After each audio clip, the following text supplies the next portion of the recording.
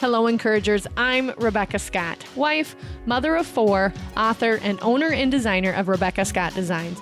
I'm here to encourage you, to make you feel that I can do this spirit each and every day of our awesome journeys to fulfill our many important roles.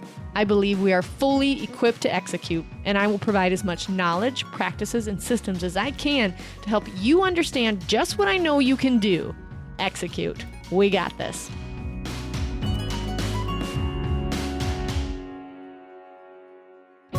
Hello, encouragers. On today's podcast, I want to talk to you about the most important meeting you will ever have. And if you think this is going to be a mic drop situation, you might be let down a little bit, which is probably not what I should say when I get right on the microphone with you. But seriously, this meeting will change your life, and I guarantee will increase your sales because you become more focused. Are you ready? Super sexy ready? It's a staff meeting. Yeah, that's the word, staff meeting. You guys, when you have a staff meeting, and maybe you just tuned out because you're like, Becca, I do not have a staff. Yes, you do. You have yourself. And you need to have this meeting, even if you are a team of 1, which I hope you're not after listening to my awesome podcast with Angie about my executive assistant. I hope now you get to be 2. But if you are still 1, this podcast is so important for you because you will stay more focused when you are having a staff meeting. Okay? So, having a meeting, a staff meeting, bi-weekly is what I recommend, even if you're a team of 1. Because every 2 weeks, you're changing things, you're gearing up for, let's say you have a photo shoot once a month or whatever it might be. But this will help you get in the zone every 2 weeks. So having this meeting bi-weekly with either your staff or yourself will increase your bottom line significantly because you are held accountable to what you planned. And once it is written there, it is a supernatural thing that happens, and your conscience and your subconscious will see to it that you at least make progress on it. And that's what we're all aiming for anyways. Progress would be great. Execution is even better, but progress, hey, that's a good thing also. So I have a couple of recommendations how I would prefer that you structure your meetings, just something that I do for myself that will help. And we'll have this in the show notes so you can kind of gather these up and be having your bi-weekly meetings, whether you're by yourself or with an awesome team. We'll provide the template for you, or rather just the outline on how to do this. The most important thing, though, is once you print this, you need to have that staff meeting and honor it and put it on your schedule by honoring it that you put it there. Meaning you must have the meeting. And maybe it will only take you 30 minutes. Admittedly, we have 4 people on my staff call for Rebekah Scott Designs, my purse business.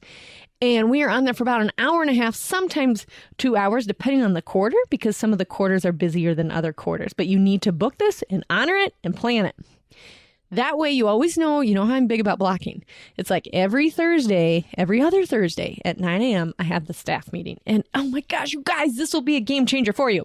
Okay, the first thing on my staff meeting agenda is a prayer.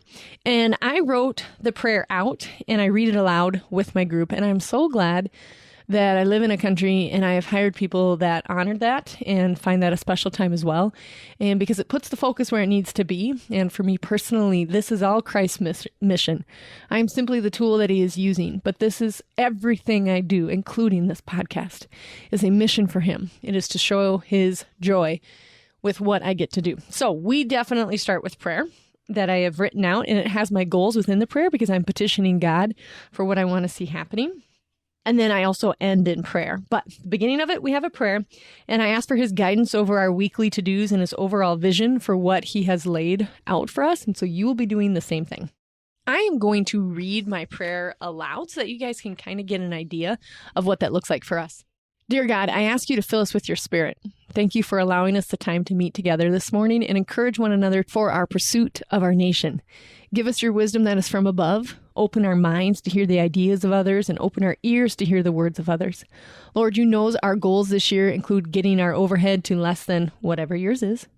however many purse orders we want a day, and more out-of-state orders than ever. We know to ask, and it shall be given unto us. We want to glorify you in every stitch and post and package and email. Allow us your spirit of pursuit, kindness, generosity, and creativity to share with everyone involved in Rebekah Scott Designs. We seek to make our customers heroes in their own lives. Help us know this is more than purses. This is changing women's lives and the messages to themselves. They will become more confident and creative just by allowing us to help them. You are equipping them to do your work. Help us pursue them with the right motives. In the mighty name of Jesus Christ. Amen. I wanted you to get an example of what it is. So make sure to put your goals on there and what you're pursuing. I use our word of the year is pursuit. So I made sure put that in the prayer, and I change it from year to year, sometimes from quarter to quarter. But I highly encourage start with a prayer. Then we have the 1% report. I did a podcast, I think it was in season 2, about what 1% was.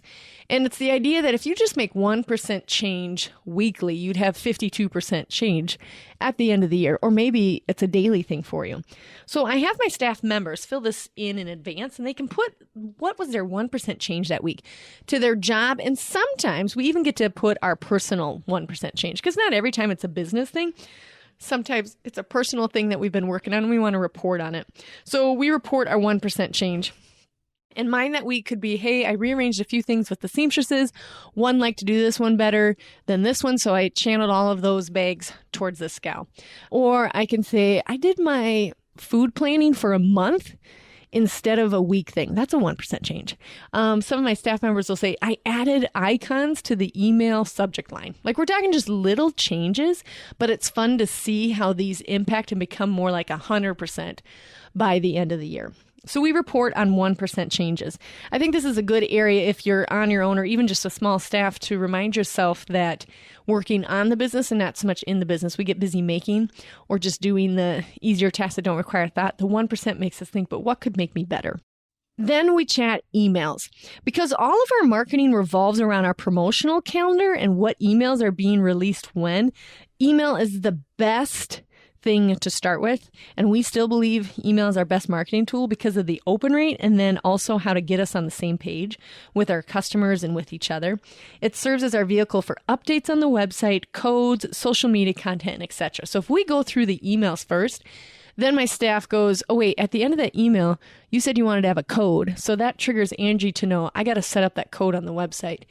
And then Nikki will say, okay, what week are we promoting the Phillip tote? Okay, I need to make sure I got those photos to Samson House, and Becca, could you shoot a video on it? So it triggers everybody to know what to do in their roles when we talk through what email are we sending out on Sunday night.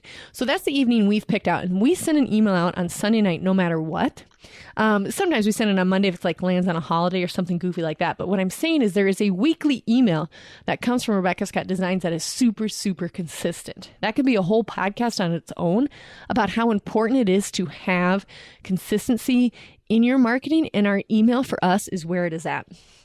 So plan out your emails and what the content is going to be. And then from that content, maybe you need to make some website or some Etsy changes or some social media post off of your email, because you are still going to build that email list and you're going to send this awesome email out, whether it's once a month or twice a month or hopefully 4 times a month. What is your email? That's the next thing that you need to plan at your staff meeting. Then we chat the website, which you also must listen to my podcast on why you need to have a website, because you need to have something to hand somebody. I just got off the phone, a coaching call with a friend of mine, and she was saying, should I have Etsy or a website? But people were at a show, they loved her stuff, but weren't necessarily ready to purchase at that point. So they're like, hey, do you have a website or anything I could go to? And she was not able to hand them anything. So what I recommended is start with Etsy if you don't have the money to invest in a website. Now, websites are really great too. You know, I talk about why you need to have a website. They're fairly easy to set up. But if this is just the beginning stages and you literally do not have enough images for the website or just haven't thought through if this is going to be full-time, part-time, what the logistics are, at least have some place you can send them to. So send them to Etsy or whatever your platform is, but you need to be able to hand them something as they're shopping that says, yes, you can still see my things outside of this table right now in this moment in this small town at this table, right? You need to be able to send them somewhere to look at your things. And sometimes that's a Facebook page as well. I mean, most times you must have a Facebook page. And a website is a crucial thing, or an Etsy if you're in that in-between stage. So we talked through the website, which is mostly Angie telling us all the updates that she's doing on the awesome website. We talk about the banner at the top of the website, what we want that to say. We talk about the folds of the website, which is just a fancy word for newspapers have folds. Like if you made the front page in the first fold or you flip it over, it's just a fold. Actually, you're not flipping it over. That's called a fold. So we talk about that on the website. It has different folds and what each one of those are and what we are promoting. Again, back to our email. So we may have like a graduates collection there, or maybe we have a breast cancer collection going on, or a back to school collection. We talk through which ones are most important according to our email promotional calendar that we already talked about before we went into website details.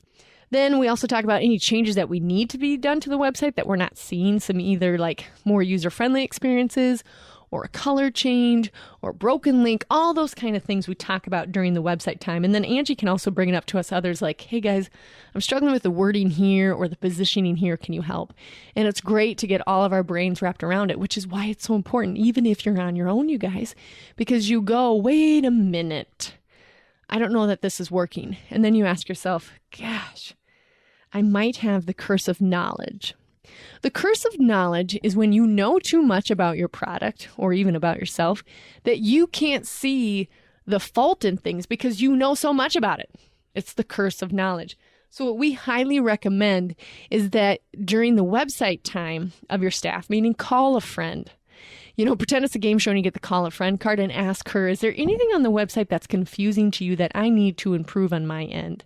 Or maybe it's another business associate or something, but ask outside of yourself because you have too much of the curse of knowledge and you need to find out what the experience is like for those shopping outside of you, your aunt, and your cousin, if you know what I mean. Then we talk about sales and marketing. And anything that we want with new sales goes in this area, or any changes that we see happening in marketing or any trends.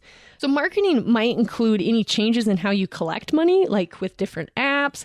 If you're going to do Square, if you're going to collect it from the website, if you're going to do cash and checks, that's a little bit, honestly, of marketing a little bit, kind of the accountant end of it. And then also new sales need to run. If you need to do a restock alert because you have way too much of something, that's sales and marketing. And then after you decide that, then you'll need to go back up to the first part of your little staff meeting here and write it in your promotional calendar that you're going to promote. You have a restock of whatever it is so that you can start selling it. Any new sales ideas, any new platforms that you're trying out, like, hey, I am going to try Instagram and I haven't been. Maybe you need to have new laminates made for your booth events, meaning fancy posters to go in your booth. This is that area, and this is where you're going to talk about all those things. Or any new sales ideas, maybe some new giveaways to kind of drum up some sales. That would all go within this area. Then we talk about social media, the giant, right? Like, oh gosh, how am I going to get the content? Well, go back to the staff meeting at the top where we placed it strategically. What are your email campaigns telling you that you need to promote? And that will help seriously break down on your overwhelm of what to promote. And we all know that social media is a necessary evil. And maybe you don't consider it evil. Maybe it's your jam and you just love doing it. It is not my jam. I don't necessarily love doing it, but I kind of do. I like recording the videos and relating to the customers. But as far as like the posting it and seeing how well it did and how many likes and how many shares, I think I just broke out in hives. Like that part, not my thing, but creating it and thinking creatively about the videos to record and reflecting authenticity and who I am and what I love. Yes, sign me up for that part. So we got to talk about social media. And that means if you're picking up any new platforms, if you need to clean out some of the platforms, if you need to pick more profitable ones, or which maybe you're deciding which one is the largest one for your business that you need to plug more time into. And then I also want you to talk about during this time in your staff meeting, how often are you going to post? The more consistent you are, the more predictable you will become, and the more profitable your customers will make you. Because it's easier for them to know, like, okay, she always goes live on Wednesdays. That's a great time. I'm going to try and tune in during that. And you do it week after week after week. They will buy from you. Sometimes it's 7 weeks, but they will buy from you because you showed up. Social media is about showing up and being consistent. On our personal social media thing, we talk about Facebook, Instagram, and the email list because those are the three most profitable platforms for us. So we talk about how to increase the numbers in each one of those platforms, any campaigns that we're running outside of our regular email campaign, and any promotional items we need. It's also where I'm prompted to record a couple of different videos, or if I have any ideas, or I can reach out to my team and say, hey, I'm creatively just not getting it this week. Can you guys give me some ideas for videos? And it takes them about 2 seconds for them to shoot off about 6 different ideas. And then I'm able to write those down and record those videos. I also have a challenge for you. I want you to rethink live videos like Facebook Live, and now they have Instagram Live. You guys, that was such a huge game changer for my business, Rebekah Scott Designs. Like when I go live, first of all, it's a super adrenaline rush when I get to push the play button. But there's something very authentic and real and exciting about going live. And I know you're like, that's not my thing. I could never do it. But what if you challenge yourself to do it? Because there is something in you that the world wants to see. And they want to know more about your story, how you started making them, how you service people, what drives you. Even if you look a little awkward at first, you'll warm up to the idea more when you can picture that ideal person and what this means for them and how you will change things for them. When you make it about them and less about you're going to make sales and you will be well received. Rethink the Facebook Live, you guys. I have dozens of videos and you may say, well, that's your personality, Beckett. Yes, but not at first. Good glory. Do not look up old ones because I was as awkward as it'll get out. But I got better at it when I started thinking about who am I talking to? I'm talking to the mom who's nursing her baby right now, who's tired of the black hole in her purse. And I thought, I'm talking to her. And with the encourager, I'm talking to the woman who is like, I guess I got to quit because I can't keep up. No. We're going to organize you so you can do this gift. You were meant to do this. That's easy for me to think of the customer as I'm going live, or to think about the person I'm coaching, or to think about you listeners. Then it's easy for me to push play and go live to better serve them.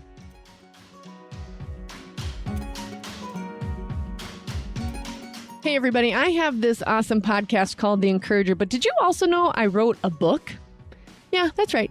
It's on Amazon and it's available on theencouragerpodcast.com. It's titled Equipped to Execute, Guiding Moms to Joyfully Impact Family and Business. I wrote this book, which is just like this little golden nugget. It's a super fast read, but it's very meaty in its content. So you need to treat it like a workbook, but it will help you narrow down all of your different roles and how you want to do well at all of them, help you walk through a little bit of the everydayness of running your own business. Some of the chapters include first things first, your key decisions, how you will make money, or your super skill. And I talk about the super skill frequently. But get a copy of my book to understand the podcast that much more. It's available on Amazon and also on theencouragerpodcast.com. Check out the book, Equipped to Execute by me.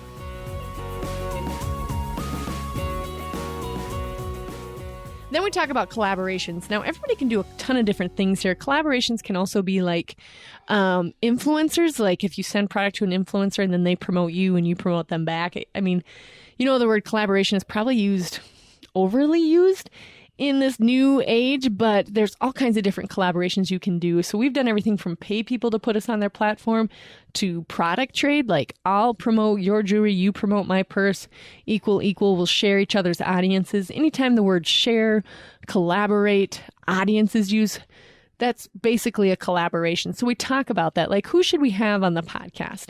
Who should we get to carry our bag so that we can share audiences because we have the same target market? Or who do we want to help?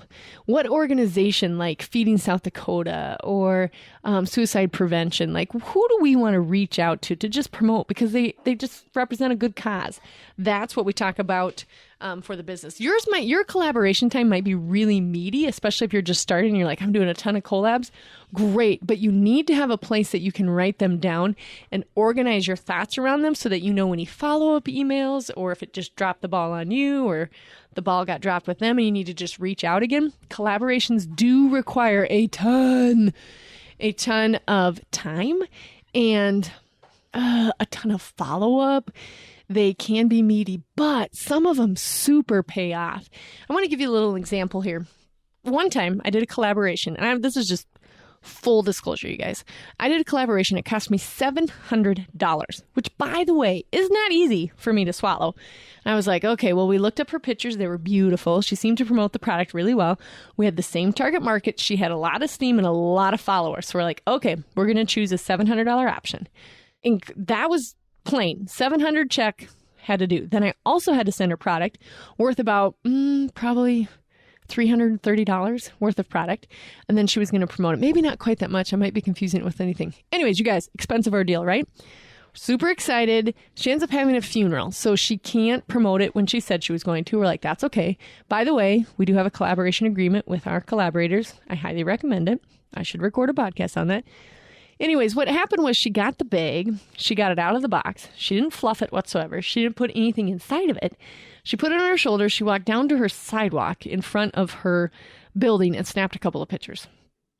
It was awful. The pictures were bad. Didn't even really have her face in it, so we couldn't really tell if it was her. I'm sure it was, and admittedly, maybe she was having a bad week because I don't know who the funeral was for. We don't know those kind of details. But so that always makes me have a little bit of a sympathetic note to it or an empathetic note to it. But anyways, $700 for nothing. We got nothing out of the exchange. It was just like burned money. It was terrible. And then we tried to contact her and say, can you reshoot it? She was gone in the wind. So you have to do your research on, the reason I tell that story is because you need to do your research on your collaborations, have a piece of paper, an agreement between the two of you. Now, another time I invested $250 and probably made $16,000 off of a collaboration because she had such a large audience. So it just depends on who you're getting. And the problem with it is that it's so hit and miss. And the solution is that it's so hit and miss. I don't know what to tell you other than I think pursuing collaborations the most affordable way possible is great, like product trade, really doing your research on the size of their audience and then asking the tough questions like when you collaborate with somebody, what is their return? Like how many new listeners or how many new likes or how many new people or how many new followers do they get? And then monetary, do you know how your other collaborations did? Ask that tough question. They're running a business as well, so they want to know what you are wondering so that you will make the investment in this influencer or this collaborator. I ask the tough questions. So I've had good experiences and I've had bad, but collaborations deserves time during your staff meeting to go over and talk about them.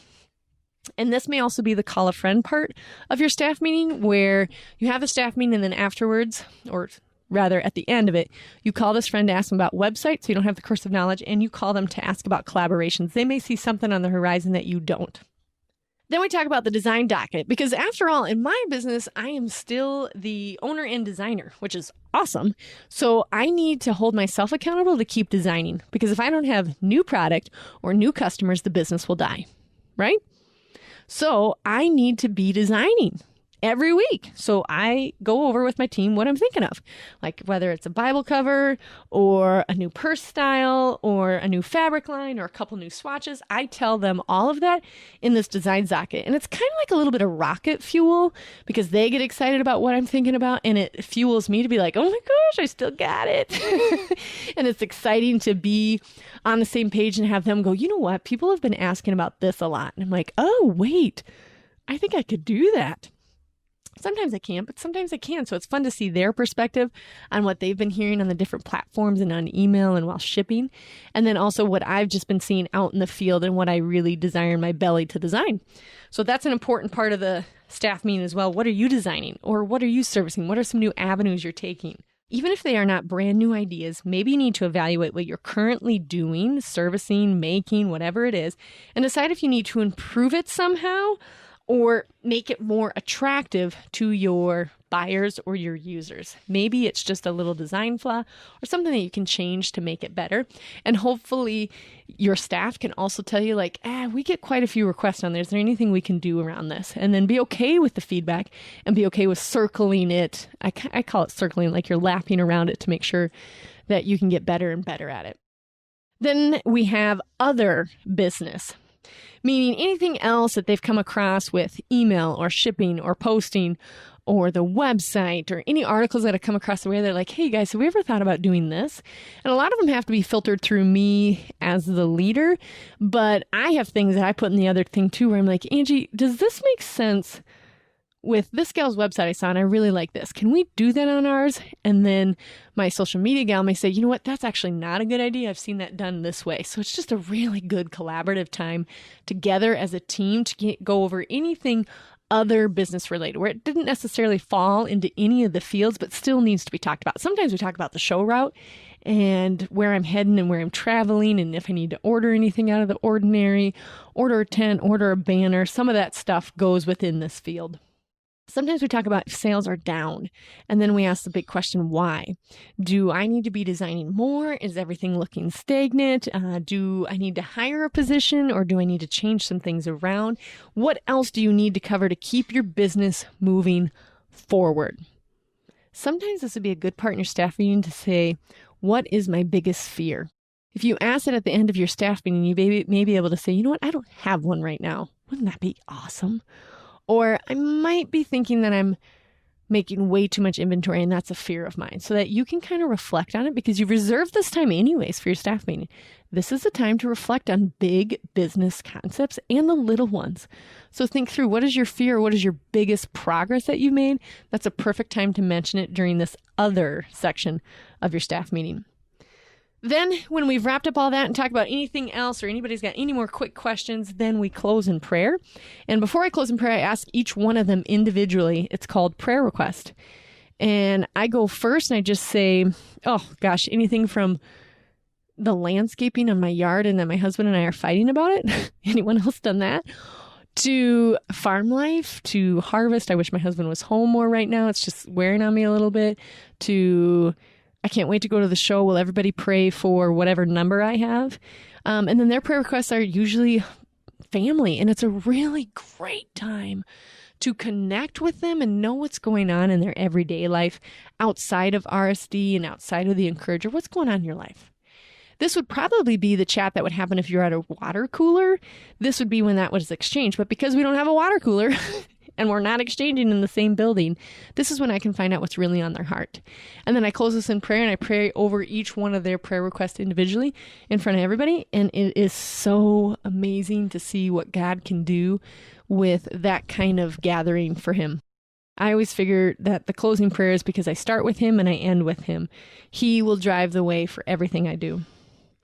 So that covers a staff meeting. While it seems really meaty, it should be. I want you to plan an hour for the staff meeting to an hour and a half, depending on the number present during your staff meeting. If you are a staff of 1 or 2 with an executive assistant, you still have the call a friend card that you may need for some of the different bullet points during your staff meeting, so that you're not suffering with the curse of knowledge. You may need to have that friend call at the end here.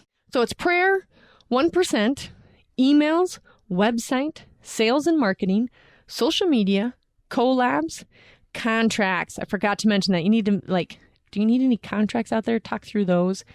What's on your design docket, and any other information you need to cover, and then end in prayer after you have personalized what were your prayer requests. I highly encourage some of these to have a focus groups of friends and family, or rather just a close friend that you can chat with after your meeting to go over your notes. This is what will really, really drive it home and make it happen for you when you have to call somebody else and say, I just had my staff meeting. I need a couple of other brains on this. Seriously, if you make a phone call to a friend, they're like, what? You just had a staff meeting? They're like, wow, you're like really being serious about this business, aren't you? And what you want to do is roll your eyes and be like, yes, I've been working my tail off. Well, what would prove that more than stating I'm having a staff meeting, right? That's why it's the most important meeting you can have, because it makes sure that your conscious and your subconscious are focusing on what is important to drive your business forward. And that means pausing long enough to find out what you actually are doing and where you want to be. Staff meeting, highly, highly, highly recommend.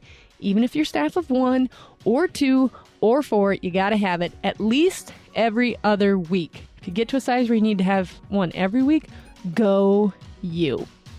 Okay, have your staff meeting, encouragers. Until next time, we got this. Hey, encouragers, if you're feeling overwhelmed, if you've had the scene where you're crying because there's no way you can meet all the roles in your life, I've been there. I've so been there, but I'm not there anymore. And I know how you can get out of that slump and start executing on all the things that God has equipped you to do. You can pick up my book at equippedtoexecute.com, also on my website at shoprSD.com, and it's also available on Amazon. Thank you for tuning in, Encouragers. Remember to subscribe so it's automatically on your phone, and please rate and review me. We got this, Encouragers.